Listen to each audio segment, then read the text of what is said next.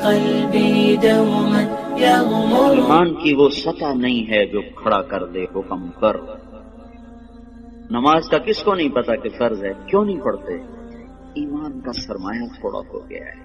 پردے کا کس کو نہیں پتا کہ مسلمان عورت کے لیے پردہ فرض ہے، عین ہے؟ کیوں نہیں پردہ ہو رہا؟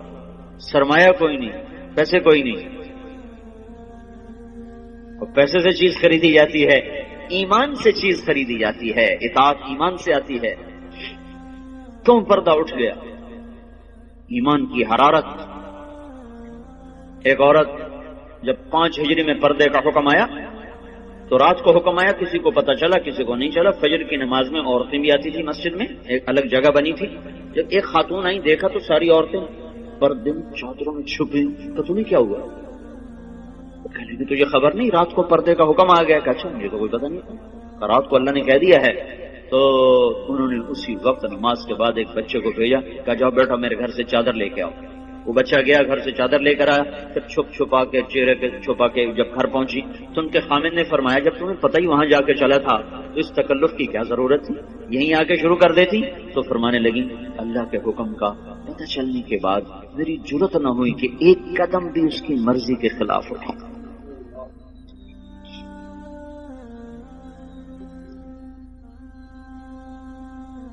اب چونکہ ایمان کی حرارت ہے نہیں، ایمان کی طاقت کمزور ہو چکی ہے، تو ہیلے بہانے اور لچر عذر.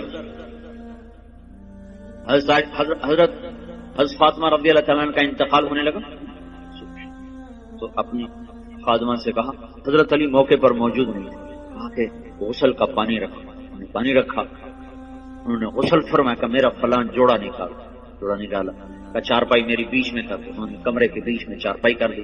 ایسے لیٹی قبلے کی طرف منہ کر کے کہنے لگی میں مرنے لگی ہوں، علی سے کہنا میرا غسل ہو چکا ہے، میرا کوئی کندھا بھی نہ ننگا کرے، میرا کوئی نہ سطر کھولے، میں نہا چکی ہوں، میرا غسل ہو چکا.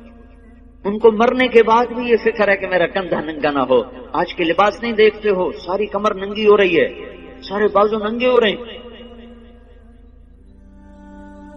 یہ مغرب کی بیٹیاں بن کے عزت پانا چاہتی ہیں. مغرب کی عورت نے آزاد ہو کر بڑا دکھ پایا ہے، مجھے میرے رب کی قسم. اس کی آزادی نہیں، ہلاکت ہے، ہلاکت. میں آپ کو چھپاؤ چھپاؤ چھپاؤ، جتنا چھپو گی اتنا اللہ کے ہاں روشن ہو جاؤ گی، جتنا ظاہر ہوگی اتنا اللہ کی نظر میں ذلیل ہو جاؤ گی. یہ تو پاگلوں کا جہان ہے، پاگلوں کے پیچھے چل پڑو گے. ہماری مائیں وہ ہیں جنہوں نے موت کے بعد بھی کہا میرا سطر نہ کھلے، کوئی میرا کندھا بھی نہ دیکھے.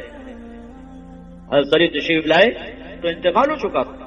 تو خادمہ نے کہا کہ یہ فرما کر گئی ہیں. فرمایا ایسا ہی ہوگا، ایسا ہی ہوگا. اسی طرح جنازہ اٹھایا گیا. اور پھر اس سے کچھ دن پہلے کی بات ہے، اسماء بنت امیس سے کہنے لگی میری میت کا کوئی ایسا انتظام کرو کہ کسی کو پتہ بھی نہ چلے میرا قد کیسا، میرا جسم کیسا. تو انہوں نے کہا میں نے حبشہ کی ہجرت کی تھی تو وہاں عورت کو دفن کرنے کے لیے، عورت کی میت اٹھانے کے لیے ہوتا ہے کہ وہ چارپائی کے اوپر ایسے وہ لکڑیاں جو لچکدار ہوتی وہ اس طرح پھنسا دیتے ہیں، اس کے اوپر چادر ڈال دیتے ہیں تو اس سے وہ سارا وجود اندر چھپ جاتا ہے، پتہ ہی نہیں چلتا قد کیا ہے، موٹائی کیا ہے اور چھوٹائی کیا ہے. کہ بس میرے ساتھ بھی ایسا ہی کرتا.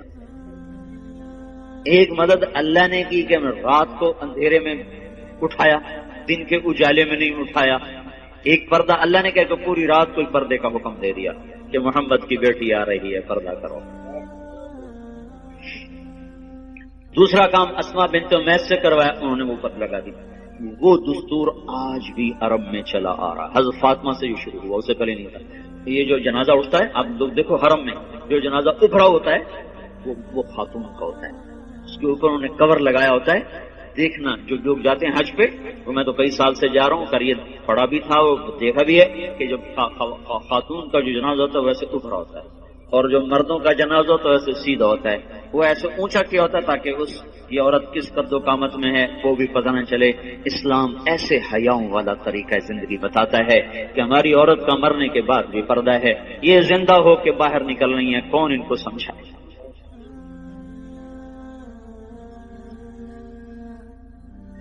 ہاں ہائے، تبلیغ اسی زندگی کو سیکھنے کا کام ہے، یہ پاک زندگی، یہ پاکیزہ زندگی، اس کو لے کے در در گھر گھر پھرنا، لوگوں کی خیر خواہی میں، ان کو اللہ کے ساتھ جوڑنے میں، دھکے کھانا، لوگوں کی منتیں کر کے ان کو اللہ رسول کی ترتیب زندگی سمجھانا بتانا، یہ ہے تبلیغ کا کام۔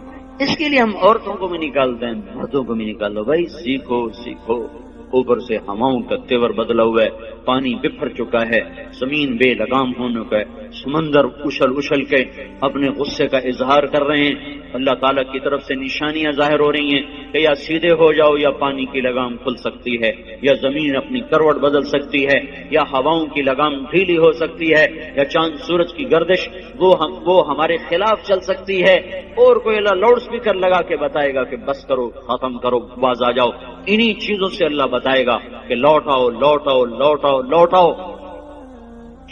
اس لیے بھائیو بہنوں، توبہ کرو اللہ کے دربار میں، مانگو اللہ سے معافیاں، اور اپنی زندگی کو اللہ اس کے رسول کی پاکیزہ ترتیب میں لاؤ اور ڈھالو، اس کو نکل کے سیکھو، گھروں میں اس کی فضا بناؤ، بچوں کو لے کے بیٹھو، ان کو آخرت بتاؤ، جنت بتاؤ، جہنم بتاؤ۔ آج کا ماں باپ بڑا ظالم ہے کہ 2-3 سال کے بچے کو اسکول کے حوالے کر دیتے، اور مائیں فارغ، باپ فارغ، باپ کاروبار میں، میں اپنے بناؤ سنگار میں۔ آج کی ماں نے جو کرنا تھا وہ تو کر نہیں رہی۔ اللہ نے اس کے ذمہ خامد کی روٹی نہیں لگائی، خامد کے ماں باپ کی خدمت نہیں لگا، وہ کرے تو اس کی نیکی ہے، وہ کرنا چاہیے، لیکن اگر وہ نہ کرے تو اس عورت کو نافرمان عورت نہیں کہا جا سکتا۔ تو پھر اس کے ذمہ کام کیا ہے؟ تھکا دینے والا، کھلا دینے والا، جوڑ درد سے پکار اٹھے، وہ کیا ہے؟ نسل کو تیار کرنا۔ یہ اتنا اوکھا کام ہے کہ دانت کے تلے پسینہ آ جائے۔ جو مائیں کرتی نہیں ہے، وہ اپنی طرح جنگل کے پودے کی طرح جوان ہوتے ہیں، جوانوں جب ایسے آنکھ دکھاتے ہیں تو پھر ماؤں کے کلیجے پاڑتے ہیں۔ جب بیٹی آگے سے بولتی ہے تو ماؤں کی راتوں کی نیند اڑتی ہے، اسے سمجھایا کب تھا، اسے ٹائم کب دیا تھا، بچوں کے ساتھ کب بیٹھے تھے۔ مدرسہ تربیت کی جگہ نہیں ہے، نہ خانقاہ تربیت کی جگہ ہے، نہ تبلیغ تربیت کی جگہ ہے۔ سب سے بڑی اور سب سے طاقتور تربیت کی جگہ ماں کی گود ہے اور باپ کا سایہ ہے۔ ماں نے گود خالی کر کے ٹیوٹر کے حوالے کر، ٹیوٹر کے پیٹ سے نکلا ہے کہ تمہارے پیٹ سے نکلا ہے؟ ہاسٹل میں 11 سال کا تھا، میرے باپ نے مجھے ہاسٹل میں ڈالا۔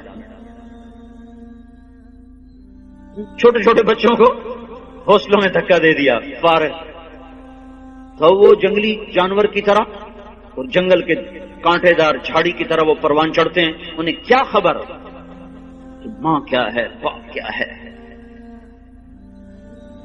تو اللہ کا احسان ہوا، تبلیغ کا کام چلا اور اللہ تعالیٰ نے ہمیں راہیں سجھا دی، دکھا دی۔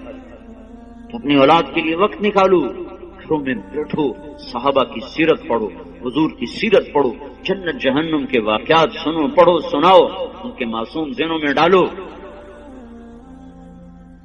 تو آگے جب چڑھیں گے، پروان چڑھیں گے تو کچھ اپنے اوپر پھلدار ہو کر وہ نکلیں گے، ورنہ تو وہ کانٹے دار جھاڑیاں بنیں گے، کانٹے دار۔ سے وقت دو، اپنے آپ کے لیے وقت نکالو، اپنی نسل کے لیے وقت نکالو، اپنے گھروں کو مسجد بناؤ، گھروں کو مسجد بناؤ۔ زبان کا بول بڑی طاقت رکھتا ہے، زبان کے بول میں اللہ نے اثر رکھا ہے۔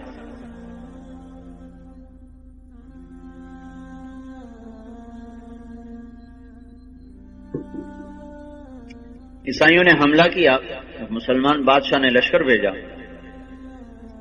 خبر آئی شکست ہو، تو ملکہ نے کہا یہ خبر غلط ہے۔ بادشاہ نے غصے میں کہا کیسے غلط؟ خبر باہر سے آئی، تو اندر بیٹھ کے تو غلط کہتے، تو چپ ہو گئی۔ کچھ دنوں کے بعد خبر آئی کہ واقعی خبر غلط تھی، فتح ہوئی۔ تو بادشاہ نے اپنی بیوی سے پوچھا تو نے یہ اتنے دعوے سے بات کیوں کہی تھی؟ اس نے کہا بات یہ ہے، جب یہ میرا محسوس ہوا کہ میرے پیٹ میں کوئی امانت ہے تو میرے منہ پہ ایک لقمہ بھی حرام کا نہیں آیا، میں نے کوئی مشتبہ کھانا نہیں کھایا۔ کہ جب یہ پیدا ہوا، یہ کون سنا رہی؟ کوئی کسی مولوی کی بیوی نہیں، بادشاہ کی بیوی کا سنا رہا ہوں۔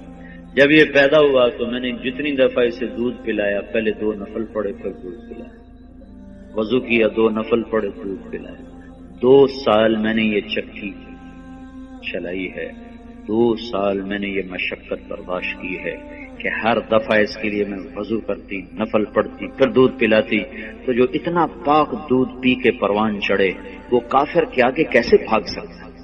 یہ خبر اگر آتی کہ شکست ہوگی اور میرا بیٹا شہید ہو گیا تو پھر اس کو میں مان جاتی، لیکن میں یہ نہیں مان سکتی کہ جس کو میں نے ایسا پاک دودھ پلایا ہو وہ موت کے ڈر سے بھاگ جائے۔ یہ نہیں سکتی، یہ کام آج کی ماں نہیں کر رہی ہے۔